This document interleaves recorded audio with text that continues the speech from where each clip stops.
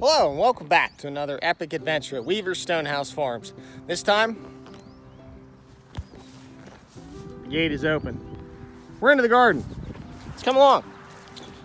We planted some wheat last winter, late. I did not use my seeder. I seeded this with like a one of them push seeders. You can see we're not, the head's there. We don't have any kernels yet, and it's not milky yet. So we're good. And it's not super thick. There's a patch I'm gonna leave on one end of the garden, but you can see it's pretty tall. I mean, it's waist high for me. So what I'm gonna do is brush hog this in, and then once it's brush hogged, we're gonna go ahead and then rototill. But before I rototill, we're gonna spread some urea on it because the urea has high nitrogen. And this, you really should have a couple days, maybe a couple weeks for this to break down, but I don't have that time.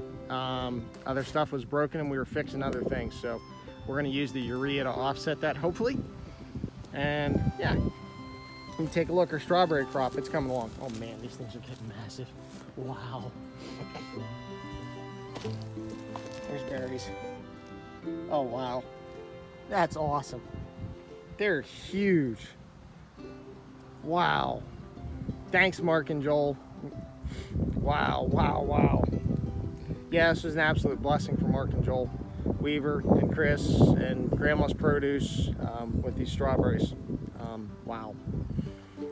So, awesome. You need strawberries. Get a hold of us. We're gonna have a few. Had to go ahead, stick a new cylinder on it. I tried rebuilding it, failed horribly. Had fluid blowing everywhere. Got this one on Amazon. Actually, it was a used one, which is great for me because they were like 230 bucks, and I got it for like 100 bucks because and it works just fine. So it's awesome.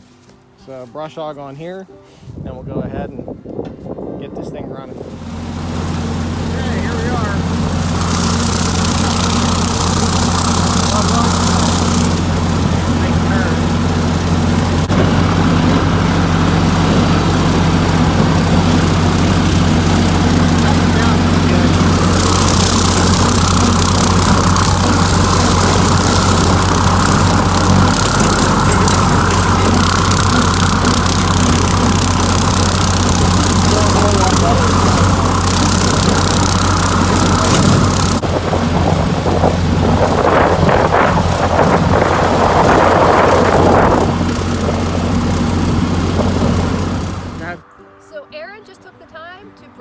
The garden here.